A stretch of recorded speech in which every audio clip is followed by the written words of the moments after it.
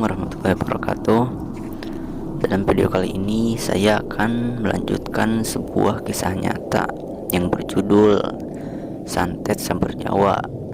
Tapi sebelum menyimak kisah ini, silahkan ambil dulu tempat yang paling nyaman agar tidak terganggu oleh siapapun. Dan sebelum saya lanjutkan ceritanya, silahkan subscribe dulu karena gratis, tidak merugikan, dan saya pun bisa bersemangat untuk mengupload video terbarunya. Dan di sini Mimin akan berperan sebagai Kang Wijaya. Baik, langsung saja kita ke ceritanya. Sesaat kemudian aku terbangun dan merasa bahwa mimpi itu seakan nyata. Aku kembali mengingat semua mimpi dan masih terngiang di telinga suara dari nenek almarhumah yang memintaku untuk mencari air kahuripan yang berada di hutan Sancang 7. Mataku kembali menatap langit-langit rumah. Bayanganku kembali pada kejadian belasan tahun silam, di mana terjadi pada kasus yang sama yang bersangkutan dengan santet kelas tinggi. Hanya saja saat itu aku menghadapi ganasnya santet bunga bangkai sepasang. Tidak kalah ganasnya dengan yang saat ini santet sambar nyawa. Kemungkinan yang terburuk adalah nyawaku sendiri yang akan dijadikan target karena sudah berani menolong orang yang terkena kiriman dari ilmu santet sambar nyawa. Jika saja aku tidak terikat janji dengan almarhum Kiai Ambari atau almarhumah nenekku sendiri, mungkin aku memilih untuk angkat tangan dan mengibarkan bendera putih. Aku segera mengambil selularku dan menghubungi Irwan. Aku meminta agar Irwan datang agar sama-sama mencari obat dari santet sambar nyawa. Setelah menyebutkan titik lokasi untuk bertemu, Irwan menyanggupi untuk datang. Pada keesokan harinya, pagi-pagi Irwan sudah berada pada titik temu yang disebutkan. Aku yang sedari subuh sudah mempersiapkan semuanya, segera keluar rumah lalu berjalan menuju titik temu. Dari kejauhan Irwan melambaikan tangan. Aku segera mempercepat langkah untuk menghampiri dirinya yang sudah menunggu. "Sehat, Wan?" sapaku sambil menjabat tangannya. "Alhamdulillah sehat, Kang," jawab Irwan seraya menggenggam erat jabatan tanganku. "Ayo Wan, kita jalan," ucapku sambil membuka pintu mobil. "Iya Kang," balas Irwan. Perjalanan diteruskan dengan mengendarai sepeda motor yang memang ada jasa ojek dari warga sekitar. Saat memasuki kawasan hutan Sancang, pada akhirnya aku dan Irwan berhenti pada kawasan hutan Sancang 7. Setelah beristirahat sejenak, kami menerabas lebatnya hutan dan masuk lebih dalam kedalaman hutan. Matahari mulai tergelincir di ufuk timur. Kicau burung mulai reda. Sebentar lagi gelap malam akan datang. Setelah menemukan tanah yang cukup datar untuk mendirikan tenda, aku dan Irwan mulai istirahat sambil menyalakan api unggun untuk menghangatkan badan dan sekalian membuat kopi. Malam semakin merayap. Aku dan Irwan berada di tengah hutan yang memang terkenal angker.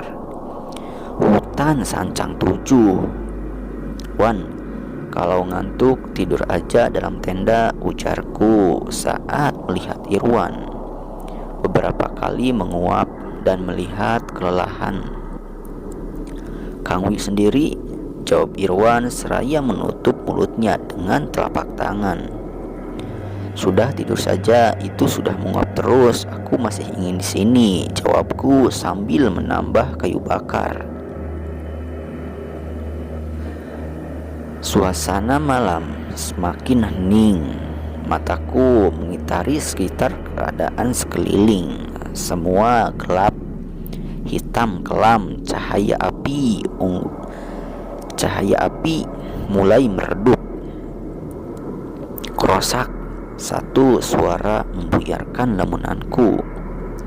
Refleks mataku memandang ke arah suara, dan aku betul-betul baru sadar bahwa di balik kerimbunan pohon beberapa pasang mata yang menyala seakan sedang mengawasi keberadaanku. Aku sudah paham betul dengan kawasan hutan Sancang, juga siapa adanya beberapa pasang mata yang akan mengawasi diriku. Wangsa, tunjukkan dirimu, batinku sambil menepuk tanah. Auman-auman membahana saling bersahutan, seakan saling menyapa. Sesaat setelah, satu sosok belang putih mengitari tubuhku. Tidak lama, pasangan-pasangan mata yang menyala hilang entah kemana. Aku segera masuk ke dalam tenda menyusul Irwan yang telah lelap tertidur. Dekapan dingin angin hutan Sancang mengantarkan aku pada satu mimpi. Dalam mimpi aku melihat sebuah batu hitam yang di bawahnya memancurkan mata air. Batu itu sendiri diselubungi oleh kabut putih. Aku berusaha untuk mendekati dan mengambil air dari mata air yang memancur, tapi tubuhku tertahan oleh kabut putih. Mipit kudu amit, ngala kudu menta, Cang. Harus permisi dulu. Satu suara tanpa wujud, tapi aku hafal betul suara itu. Seketika aku terbangun. Aku menoleh ke arah samping. Irwan masih tertidur lelap. Segera aku keluar dari tenda. Hari masih gelap. Semburat fajar tak mampu menembus lebatnya hutan. Di balik kerimbun hutan, aku melihat satu sosok berselempang kain putih dan melambaikan tangannya seakan memintaku untuk mendekatinya.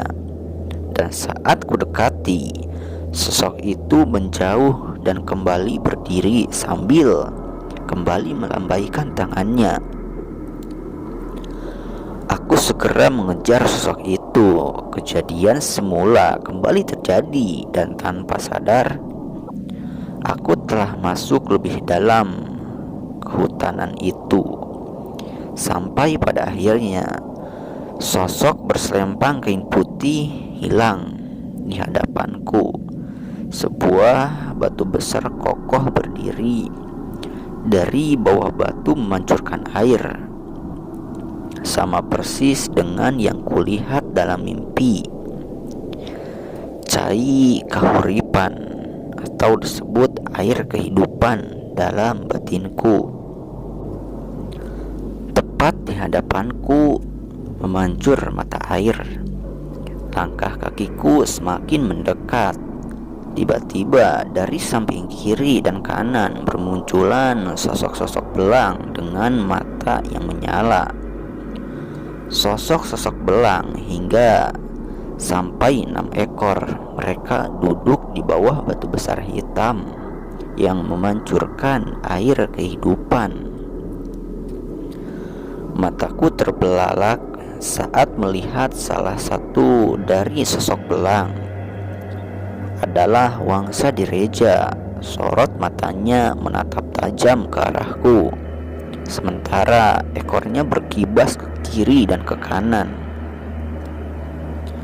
Wangsa Direja mengaum, lalu kepalanya mengangguk-angguk. Aku segera paham dan sepatnya duduk bersila di hadapan 6 ekor harimau yang tengah duduk di bawah batu hitam. Aku dingin begitu terasa menusuk tulang, sementara langit masih terlihat gelap. Tiba-tiba 6 ekor binatang dengan corak belang yang berbeda-beda serentak berdiri sambil mengaum panjang. Dan tidak banyak yang kulakukan kecuali melihat ke-6 binatang buas berbulu belang. Setelah mengaum begitu panjang, binatang-binatang itu kembali duduk pada posisinya masing-masing. Sebuah auman yang membahana terdengar sangat menggetarkan hatiku. Auman dari Wangsa Direja sendiri tak sekuat itu, dan auman kali ini begitu luar biasa. Aku mengangkat kepala untuk melihat arah datangnya suara auman yang membahana. Dan saat mataku menatap ke arah atas dan tepat di atas batu hitam yang besar, sontak aku bergetar, kaget dan bercampur rasa takut. Bagaimana tidak, di atas batu hitam seekor harimau dengan bulu putih yang sangat besar tengah berdiri sambil menatap ke arahku. Sancang bodas itu teh Jang. Sancang putih itu nak. Jelas satu suara yang ku kenal, dan aku langsung menatap pada Wangsa Direja yang kulihat mengangguk dan kembali menunduk. Aku pun segera menundukkan kepala. Sancang bodas setelah menatapku mengalihkan pandangannya pada Wangsa Direja, dan sebuah geraman halus dari Sancang bodas seakan sebuah isyarat, lalu berbalik badan dan lenyap di balik batu hitam yang disusul oleh tubuh Wangsa Direja yang loncat ke arah balik batu hitam. Dagoan maneh Jang, tunggu kamu nak. Kembali suara yang kukenali terdengar, dan aku hanya mengangguk diam. Semasa nenek masih hidup, sedikit pun tak pernah bercerita tentang adanya sosok harimau putih. Begitupun dengan Wangsa Direja, tapi aku yakin dengan melihat perilaku Wangsa Direja kepada Sancang bodas menandakan sebuah tingkatan yang berbeda. Bisa jadi Sancang bodas adalah panglima dari ke-6 ekor si belang. Yang duduk adalah para senopati. Sudahlah batinku. Ke-5 ekor si belang menatap ke arahku. Mereka menggeram halus akan menyapa ke arahku. Aku hanya mengangguk. Ada hubungan apa kamu dengan Nenek Amah? Sebuah pertanyaan yang terdengar oleh batinku dari salah satu hewan belang yang buas itu. Nenek Amah adalah ibu dari bapakku. Beliau adalah nenekku, jawab batinku. Pantas saja jawabnya. Pantas kenapa? Tanyaku. Tidak perlu dijelaskan. Kamu sudah mengerti, jawabnya. Entah berapa lama aku menunggu, dan akhirnya satu sosok belang hitam muncul dan mengitari tubuhku. Balik cokot cai seperluna jeung ulah poho. Saacan balik tepungan heula kaluung sancang salapan. Pulang, ambil air seperlunya, dan jangan lupa untuk menjumpai seseorang di hutan Sancang 9. Bisik wangsa di reja.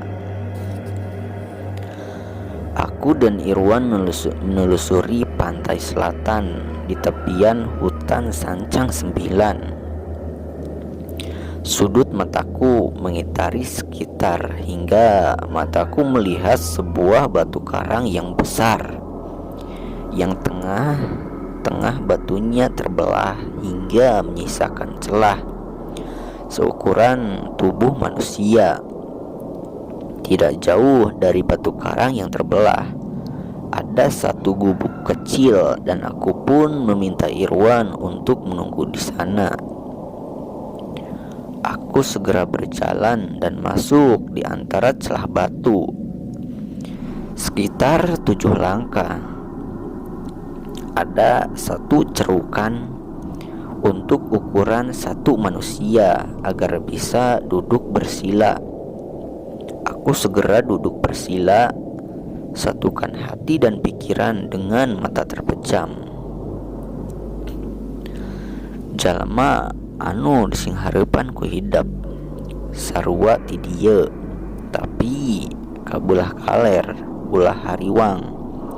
Da jalan hidup mah bener, sing hati-hati jeung waspada, nu jadi musuh teu jauh. Manusia yang sedang kamu hadapi sama dari tempat ini, cuma sebelah utara. Jangan khawatir, jalanmu benar, hati-hati dan waspada. Yang jadi musuhmu tidak jauh. Sontak aku terbangun. Dalang dari semua santet ini tidak jauh. Jadi siapa dia? Stop Wan, ucapku sambil memegang tangan Irwan yang memegang kemudi. Ada apa Kang Wi? Tanya Irwan dengan nada heran. Kamu gak merasa ya Wan, kita sehabis keluar dari hutan Sancang dan mengarah untuk pulang, mobil ini hanya berputar-putar di sekitar ini saja, balasku sambil menggernyitkan kening. Waduh, gak tuh Kang, aku merasa mobil ini jalan lurus mengikuti jalanan ini, sergah Irwan sambil memperhatikan kiri kanan jalan. Oke, kalau gitu sekarang kita turun, jawabku sambil turun dari mobil. Sesaat setelah berada di luar, mataku mengitari keadaan sekitar. Irwan menghampiri dan berdiri bersandar di mobil di sampingku. Ambil parang di bagasi Wan, pintaku. Iya Kang, jawab Irwan dan berjalan ke arah bagasi mobil. Tidak lama kemudian menyodorkan sebilah parang. Aku segera berjalan ke tepi jalan dan memotong sebatang pohon bambu, lalu mengikatkan kantong plastik merah bekas bungkus makanan dan menancapkan di tepi jalan. Setelah itu aku dan Irwan kembali masuk dalam mobil. Jalan Wan, ucapku kepada Irwan.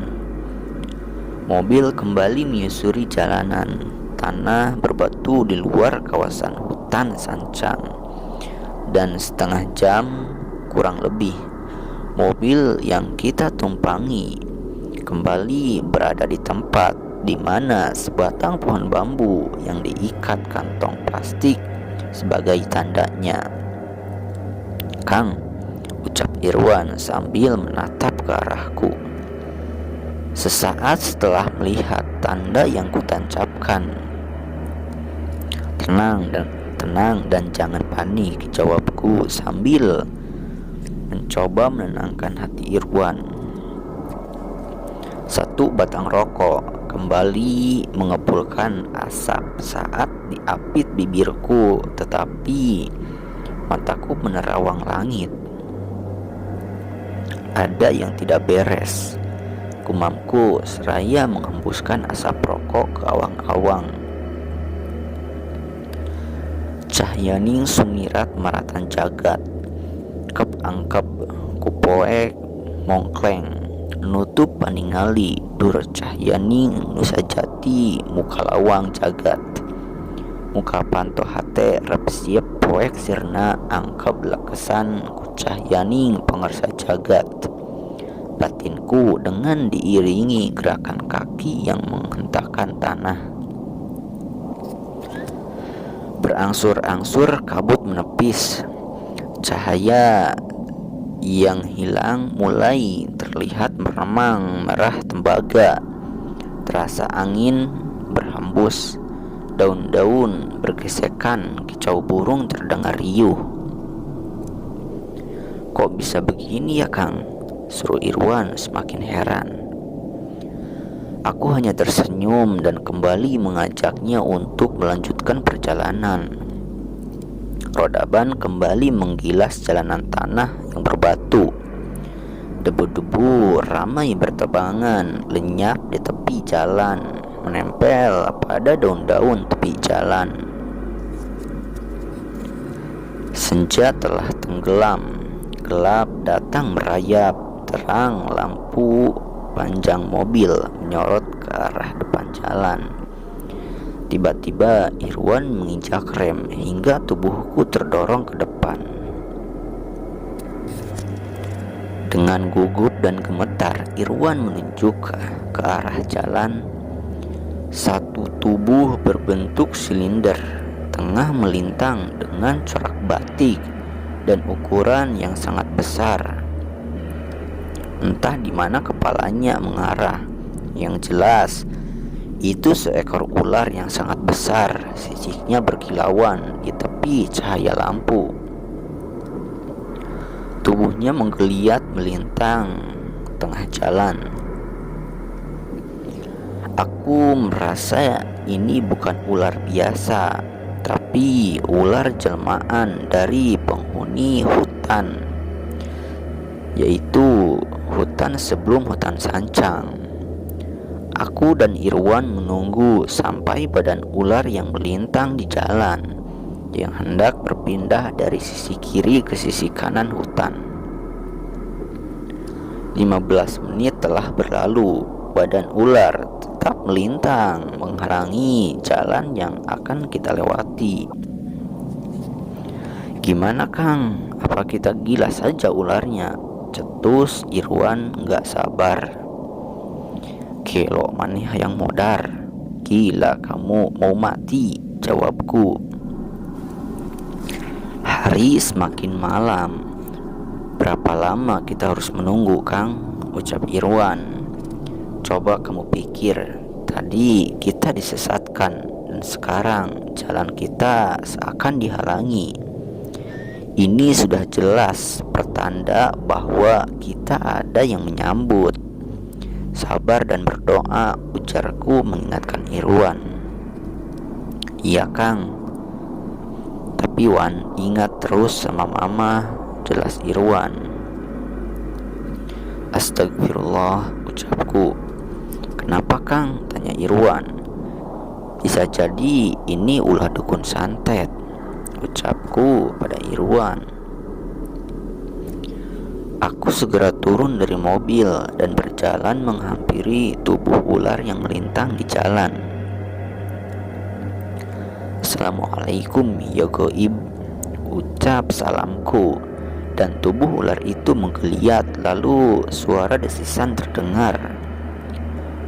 Urang makhluk Allah, maneh oge sarua, ingkah jeung bere jalan ulah ngeganggu. Aku makhluk Allah, kamu juga sama, pindah dan beri jalan, jangan mengganggu, ujarku. Tiba-tiba dari tepi hutan sebelah kanan, suara desisan kuat terdengar disusul dengan menyembulnya kepala ular, yang di atas kepalanya tumbuh rambut yang menjuntai sampai bawah. Maneh bisa neruskeun lampahan lamun bisa nyingkirkeun urang. Yeuh ieu aing anu ngageugeuh ieu leuweung, maneh geus ngaganggu kaula. Kamu bisa meneruskan perjalanan kalau bisa menyingkirkan aku. Ini aku penguasa hutan ini, kamu sudah menggangguku. Mohon maaf yang sebesar-besarnya jika kehadiranku dan temanku sudah mengganggu ketenangan eyang, ujarku sambil menghaturkan permohonan maaf. Teu bisa, maneh geus ngaganggu semedi kaula, ujar suara dari ular besar yang terdengar oleh batinku. Tidak bisa, kamu sudah mengganggu tapa semediku. Dan ular itu membuka mulutnya. Kepalanya setengah berdiri dengan taring yang runcing dan rambut hitam yang riap-riapan tertebak angin, berada dalam posisi menyerang. Janggala ngaganggu keturunan anak incu aing di podaran sia. Janggala mengganggu anak cucuku, kubunuh kamu. Sebuah bentakan terdengar menggelegar, disusul dengan berkelebatnya satu sosok. Wangsa Sancang Pakuan, desis ular besar yang dipanggil Janggala, seraya menarik mundur kepalanya. Bener ieu kaula, bere jalan incu kaula, urusan ieu rengsekeun ku urang duaan, sanajan kudu begalan pati. Benar itu aku, beri jalan cucuku, urusan ini kita selesaikan berdua meski harus saling membunuh, ucap Wangsa Direja. Aku paham kemunculan Wangsa Direja yang tiba-tiba. Tentu saja karena lawan yang akan dihadapi bukan sembarangan. Yang biasanya Wangsa Direja akan keluar dan muncul saat aku terdesak, tapi kali ini tidak. Wangsa Sancang Pakuan, karena melihat dirimu aku memberi jalan, tapi ingat, besok atau lusa kita pasti akan kembali bertemu, dan aku akan meminta sedikit pelajaran dari Senopati Hutan Sancang, ucap Janggala. Idagoan ku kaula Janggala, jawab Wangsa Direja. Sesaat setelah tubuh Janggala lenyap. Balik Jang, pulang nak, ucap Wangsa Direja disusul suara auman. Bawa mamah ke ruang tengah wan, pintaku kepada Irwan. 4 bersaudara membopong tubuh ibunya yang tinggal kulit membungkus tulang dan dengan kondisi perut yang buncit. Setelah tubuh mama dibaringkan beralaskan kasur, tiba-tiba Sari, anak bungsu mama, menjerit dan berdiri dengan mata terpejam, lalu menari dengan gemulai. Kang, ucap Irwan sambil menatap ke arahku. Hahaha. Kali ini Dadang tertawa, berkacak pinggang dan kemudian melakukan gerakan-gerakan silat. Neti, kendalikan dirimu dan istighfar, seruku saat sudut mataku menangkap satu bayangan yang berusaha masuk dalam tubuh Neti. Untuk ceritanya segini dulu, nanti saya akan lanjutkan lagi ceritanya. Dan silahkan subscribe dulu dan nyalakan juga tombol loncengnya agar tidak ketinggalan video-video terbarunya. Dan untuk teman-teman yang mempunyai kisah-kisah horor atau mistis atau misteri, barangkali mau dibagikan ke channel ini, bisa kirim lewat email yang sudah saya cantumkan di deskripsi. Dan mohon maaf sekali apabila ada perkataan-perkataan yang kurang enak didengar oleh telinga teman-teman. Mohon untuk dimaafkan. Dan saya memohon kepada teman-teman untuk doa dan dukungannya agar channel ini bisa berkembang. Amin ya rabbal alamin. Sekian dari saya. Wassalamualaikum warahmatullahi wabarakatuh.